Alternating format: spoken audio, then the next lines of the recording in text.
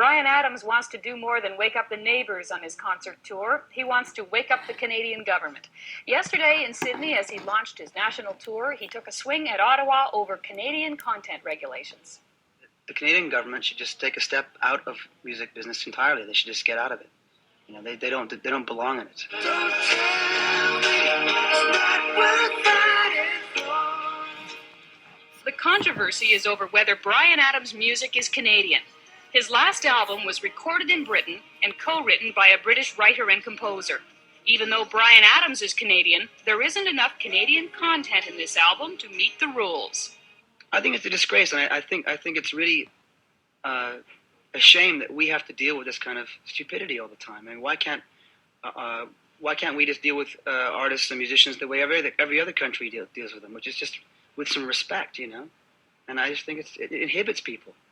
Who wants to have an international record and then be called un-Canadian or un-British? I mean, you just never hear it.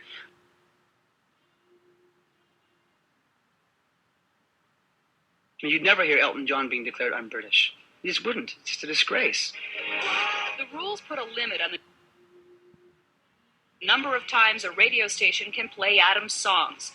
The idea is to develop and promote the Canadian music industry by making sure songs that meet Canadian content regulations get more airplay. Bryan Adams thinks it hurts the business. There's a lot of artists that have been successful in Canada that can't get arrested anywhere else in the world, and it's because of this sort of what I think is breeding mediocrity.